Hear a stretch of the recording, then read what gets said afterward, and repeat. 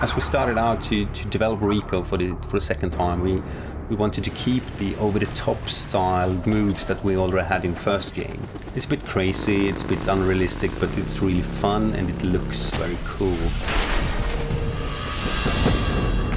Just Cause 2 it's not realistic. We don't want it to be realistic. It's more like the laws of physics on drugs. Really, really, really fast-paced action.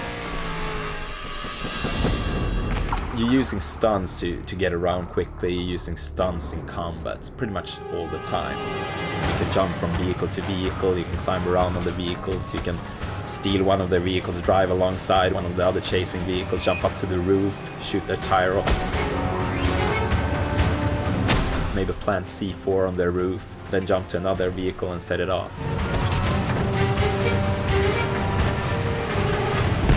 And it's integrated with the combat system, so while you're climbing around on the vehicles, you can at the same time fire your weapons at your enemies.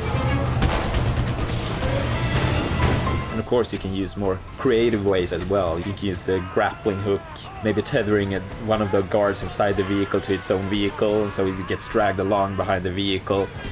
What happens if you tether the car to one of the statues that you pass along the way? I'm losing control! They've got me! I'm going down! In total there are over 100 different vehicles in the game, and each of those have different handling characteristics. They're suited for different situations and different ground materials. Let's say you're driving a sports car, and that's not going to be good for crossing the desert, or it's not going to be easy to drive if you end up off-road. So if you want to cross the desert, you probably want an off-road vehicle. If you're driving on grass, you will feel one way. If you're driving on ice in the Arctic region, you will skid about rather much. And even the weather system is affecting this as well. So if it starts to rain, the tarmac on the roads will get a bit slippery, and the grass will be even more slippery. We have a quite advanced real-time damage and deform system for the vehicles. So you're going to see parts flying off in real time, you're going to see it deform in real time, and that also influences handling. If you damage the engine, it's gonna start to sound weird and go slower. You can of course blow tires, and that's gonna make it difficult to control.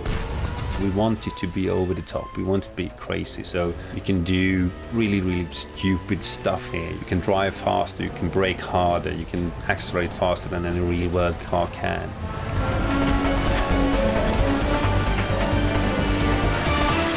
You know, Rico is a stunt junkie. That's what he does, and that's what he does best.